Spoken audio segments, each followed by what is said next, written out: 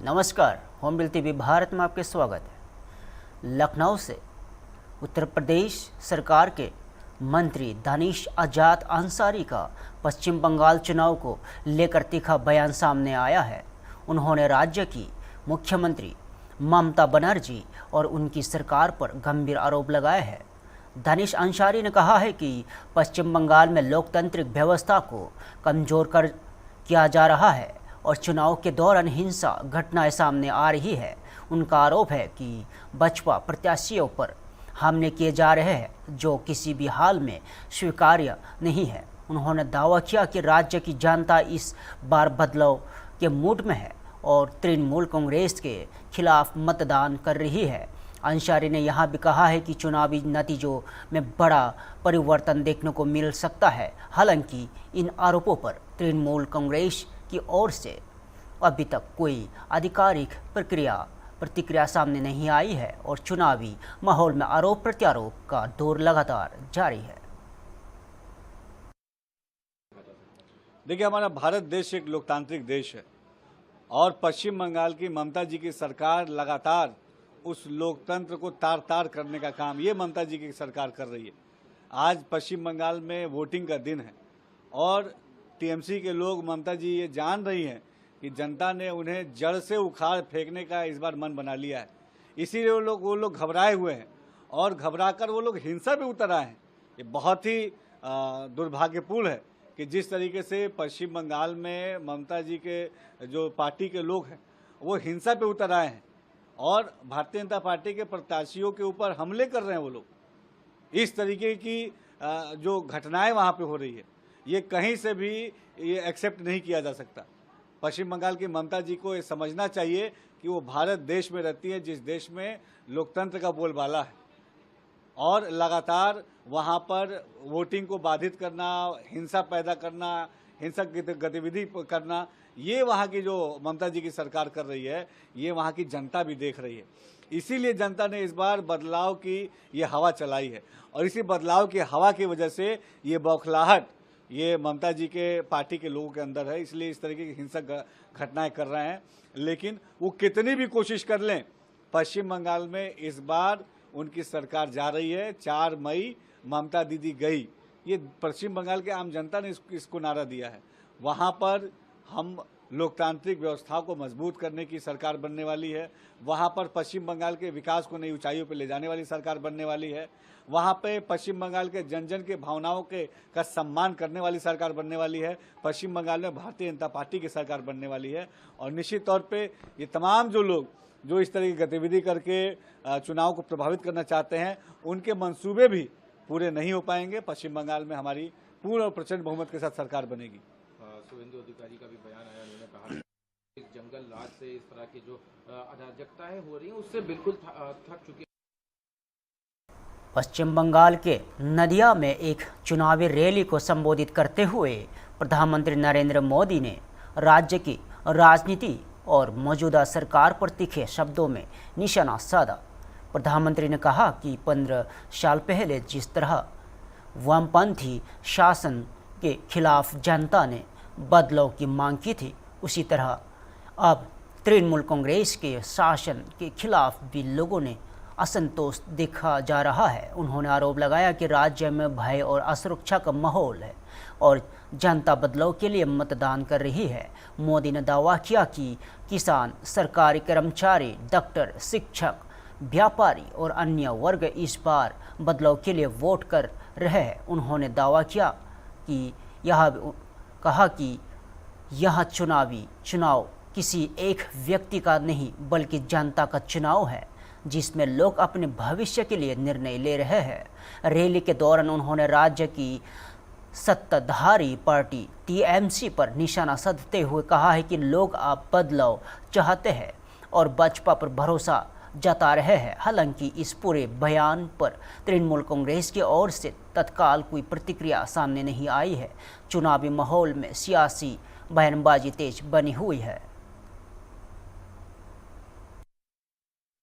साथियों, 15 साल पहले वाम के विरुद्ध जनता ने बिगुल फूंका था। आज तृणमूल के जंगल राज के विरोध बंगाल की जनता हर गली मोहल्ले में शंख फूंक रही है। जनता जनार्दन मैदान में है। मैं देख रहा हूं ये चुनाव हम लोग नहीं लड़ रहे हैं, न मोदी लड़ रहा है, न मेरे साथी लड़ रहे हैं। इस बार बंगाल का चुनाव बंगाल की जनता जनार्दन लड़ रही है।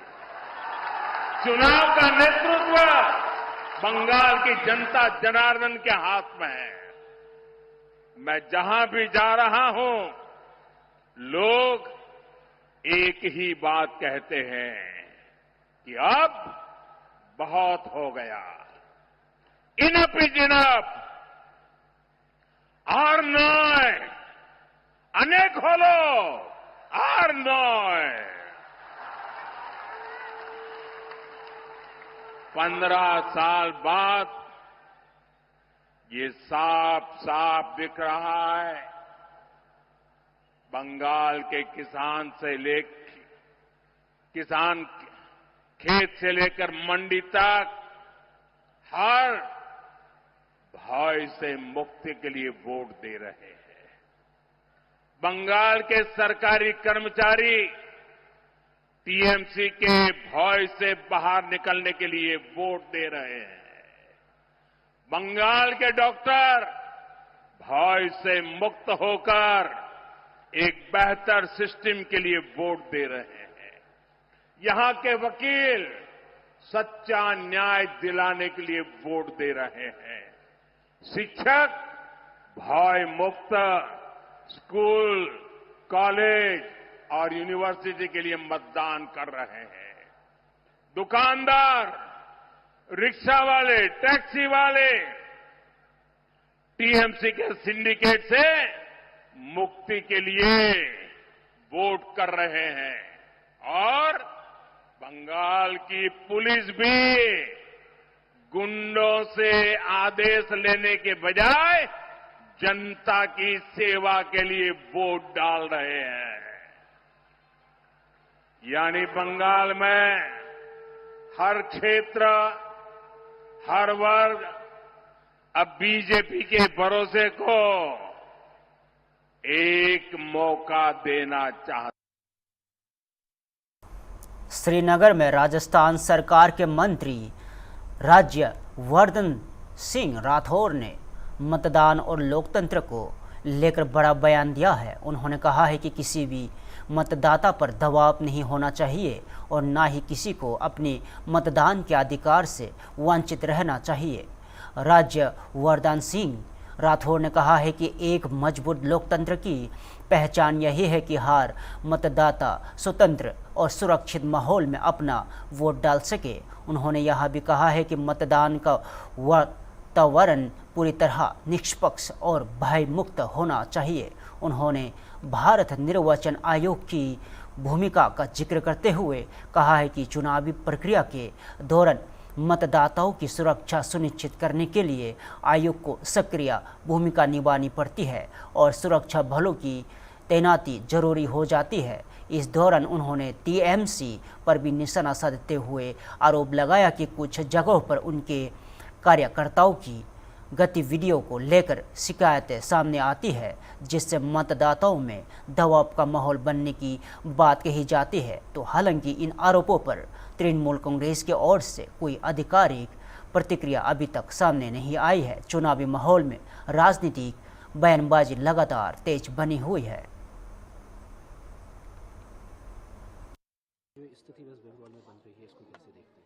देखिए, मतदाता कोर्शन से, दबाव से मत डाले या अपना मत का अधिकार छोड़ दे, ये एक मजबूत लोकतंत्र की निशानी नहीं है। मतदाता फ्री होना चाहिए, हर तरह से सुरक्षित होना चाहिए और अपने मन से वो मतदान करे, ऐसा माहौल होना चाहिए। और ये सभी की जिम्मेदारी है, केवल इलेक्शन कमीशन की नहीं। आज इलेक्शन कमीशन को मैदान में उतरना पड़ रहा है मतदाताओं की सुरक्षा के लिए। उन्होंने आदेश दिए केंद्र सरकार को कि आप वहां पे सिक्योरिटी फोर्सेस लगाइए। अब बंगाल के अंदर जो टीएमसी के कार्यकर्ता हैं वो सुनते हैं कि हर सोसाइटी के बाहर गश्त लगाते हैं, पेट्रोलिंग करते हैं, बाहर जाने से रोकते हैं, धमकी देते हैं, फोटो खींच लेते हैं कि बाद में देखेंगे। इसमें लोकतंत्र थोड़े ना चल सकता है। आप संवाद करो, डिबेट करो, चर्चा करो, अपनी बात जनता के सामने रखो, आपके माध्यम से डायरेक्टली रखो, और उसके बाद जो नतीजा है उसको स्वीकार करो। इसी से ट्रांसपेरेंसी आएगी, इसी से लोकतंत्र मजबूत होगा। पश्चिम बंगाल के बालाघाट हुगली में केंद्रीय गृह मंत्री अमित शाह ने एक जनसभा को संबोधित करते हुए राज्य की कानून व्यवस्था और उद्योगों की स्थिति को लेकर तीखे आरोप लगाए। अमित शाह ने कहा कि बसपा का संकल्प है कि बंगाल में किसी भी तरह की अवैध घुसपैठ को रोका जाएगा और राज्य को पूरी तरह सुरक्षित बनाया जाएगा। उन्होंने यह भी दावा किया कि राज्य में सिंडिकेट व्यवस्था के कारण औद्योगिक विकास प्रभावित हुआ है और कई कारखाने बंद हुए हैं। उन्होंने आरोप लगाया कि अवैध भालू खनन और मिट्टी और पशु तस्करी जैसी गतिविधियों पर सख्त रोक लगाई जाएगी और ऐसे तत्वों के लिए बंगाल में कोई जगह नहीं होगी। रैली के दौरान उन्होंने राज्य की मुख्यमंत्री ममता बनर्जी की सरकार पर भी निशाना साधा और कहा कि जनता बदलाव चाहती है। और हालांकि इन आरोपों पर तृणमूल कांग्रेस की ओर से कोई आधिकारिक प्रक्रिया सामने नहीं आई है। चुनावी माहौल में राजनीतिक बयानबाजी लगातार तेज बनी हुई है। बंगाल में एक भी व्यक्ति घुसपैठ नहीं कर पाएगा, ये भाजपा का वादा है, वादा है। और जो घुस गए हैं उनको सिर्फ मतदाता सूची से नहीं, वोटर लिस्ट से नहीं, उनको बंगाल की भूमि से निकालने का काम भारतीय जनता पार्टी करेगी। भाइयों बहनों, हमारे बालाघाट का नाव उद्योग एक जमाने में पूरे क्षेत्र के अंदर रोजगारी देता था। ये ममता की सिंडिकेट के कारण नाव उद्योग बंद हो गया है। 41 कारखाने ममता दीदी ने बंद कराए। मैं आज कहकर जाता हूं, सुकना सरकार को एमएलए बना दो, ये सारे नाव बनाने के कारखाने हम फिर से एक बार शुरू कर देंगे। भाइयों, मुझे बताओ भाई, सिंडिकेट से आप परेशान हो या नहीं हो? अरे जोर से बोलो, हो या नहीं हो? बालू लेना है, सिंडिकेट को कट मनी देना पड़ता है ना। ईंट लेनी है, सिंडिकेट को कट मनी देना पड़ता है ना। सीमेंट लेना है तो भाईपो टैक्स देना पड़ता है ना। अब चिंता मत करना, ममता को टाटा बाय बाय करो। आप ममता को टाटा बाय बाय करो, सिंडिकेट वालों को उल्टा लटका कर सीधा करने का हम काम। भाइयों बहनों, अवैध बालू खनन, मिट्टी की तस्करी, गौ माता की तस्करी करने वालों के लिए बंगाल की भूमि पर कोई जगह नहीं बचेगी, कोई जगह। चेन्नई से भारतीय जनता पार्टी महिला मोर्चा की राष्ट्रीय अध्यक्ष वांथी श्रीनिवासन का बड़ा बयान सामने आया है। उन्होंने तमिलनाडु में मतदान को लेकर महिलाओं की भागीदारी पर संतोष जताया।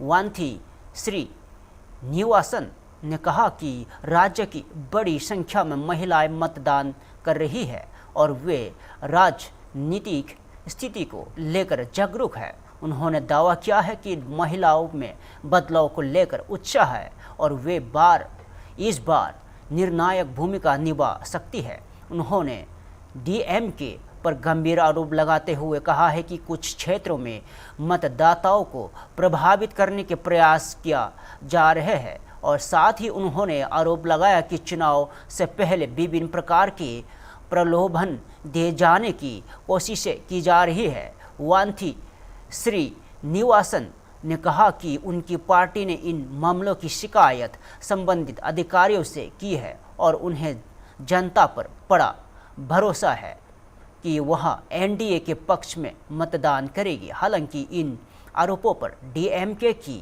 ओर से कोई आधिकारिक प्रतिक्रिया सामने नहीं आई है। Yeah, election very enthusiastic. The people are, standing in the queue. They are casting their vote. We are very happy to see that even large number of women are coming to the polling booths. I feel that it is a good sign because the women in Tamil Nadu, they have realized that how the DMK is unsafe to women, how the DMK rule. They had, put their priorities in the last step. So we are very much hopeful that the Nari Shakti, the women power of Tamil Nadu, that would throw the DMK government out of power. Because there were the large complaints about that taking place across the Coimbatore region, particularly the South constituency, regarding the distribution of cash and gold like this and all. Do you think it will be a fair election for this process? See, already we have complained. The candidate, ADMK candidate, have complained about it. In fact, he has requested to, postpone the election. There are many such things that are happening around us. We are also seeing that, witnessing it, and even in my constituency, the money is flowing like a water. And last night, after 2 o'clock, every house is being knocked, and they have given the gold coin coupon with a QR code. How the technology that they are using to cheat the people. Okay. So now because of the gold price, everyone is, getting attracted to gold. But now the DMK is saying that they are going to give a gold coin and they are distributing this coupon. And it is, see what I am saying. The DMK last 5 years, they have cheated the people. Now as a last step, they are trying hard to cheat the people by way of distributing this coupon. You say that they are distributing cash, gold, everything like that, but what your people are doing then? What our people are doing? We are complaining. Election Commission is coming. Yes, what we can do? We are complaining to the official. So I am strongly suspecting that the local officials, because Election Commission, they don't have a separate officials. They are relying upon the revenue. Yes, of course. Yes, of course. But what in reality we have seen that they are coming late. Yes, of course, it is an election commission duty. Sometimes they are coming very fast, sometimes. पश्चिम बंगाल के कुमारगंज विधानसभा क्षेत्र से बसपा प्रत्याशी शुभेंदु सरकार का चुनावी प्रक्रिया को लेकर बड़ा बयान सामने आया है। उन्होंने आरोप लगाया है कि क्षेत्र में कई बूथों पर उनके पोलिंग एजेंटों को बाहर कर दिया गया। भारतेंदु सरकार ने कहा है कि बाद में उन्होंने हस्तक्षेप कर अपनी एजेंटों को वापस बूथ में प्रवेश दिलाया, लेकिन बूथ नंबर 24 पर उनकी टीम पर हमला किया गया, जिससे इलाके में तनाव का माहौल बन गया। उन्होंने दावा किया है कि केंद्रीय सुरक्षा बल मतदान केंद्र पर मौजूद थे, लेकिन घटनास्थल पर उनकी सुरक्षा सीमित थी। साथ ही उन्होंने कहा है कि उनके साथ केवल उनका अंगरक्षक मौजूद था। प्रत्याशी ने राज्य की मुख्यमंत्री ममता बनर्जी और तृणमूल कांग्रेस पर निशाना साधते हुए दावा किया है कि पार्टी चुनाव हार रही है और इसी कारण कथित रूप में से हमले हो रहे हैं। हालांकि इन आरोपों पर तृणमूल कांग्रेस की ओर से कोई आधिकारिक प्रक्रिया सामने नहीं आई है और चुनावी माहौल में तनाव और आरोप प्रत्यारोप लगातार जारी है।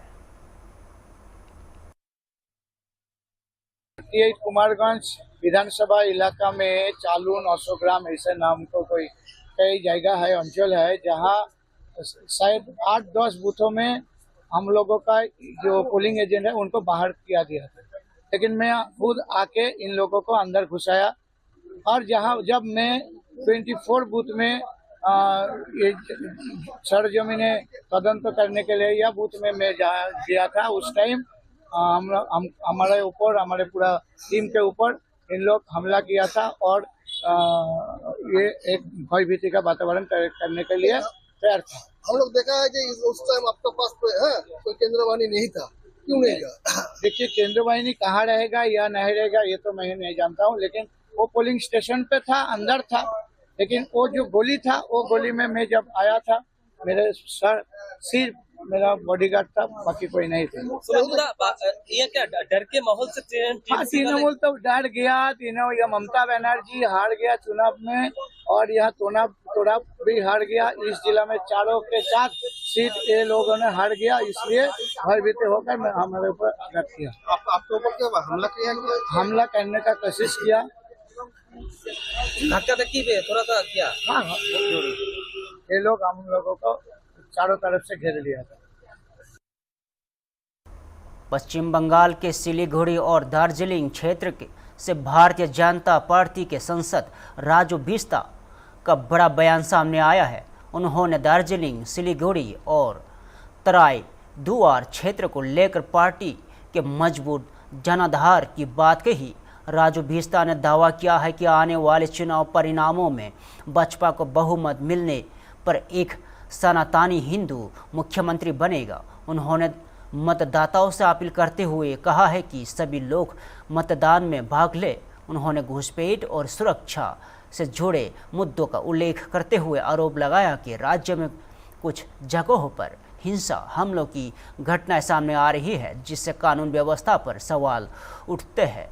संसद ने यह भी कहा है कि बसपा कार्यकर्ताओं ने संघर्ष किया है और पार्टी अपने समर्थकों के सपनों को पूरा करने के लिए काम करेगी। साथ ही उन्होंने कहा है कि इस बार 2021 की तुलना में चुनावी माहौल अधिक शांत है, जिसका श्रेय उन्होंने चुनाव आयोग की शक्ति को दिया।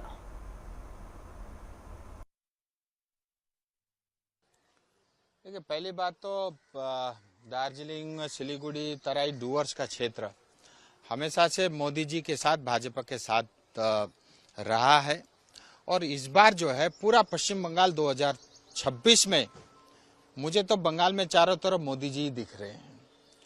और ये बात तय है 4 मई को जब इसके रिजल्ट आएंगे, भारतीय जनता पार्टी मेजॉरिटी के साथ एक सनातनी हिंदू को अपना मुख्यमंत्री बनाएगी।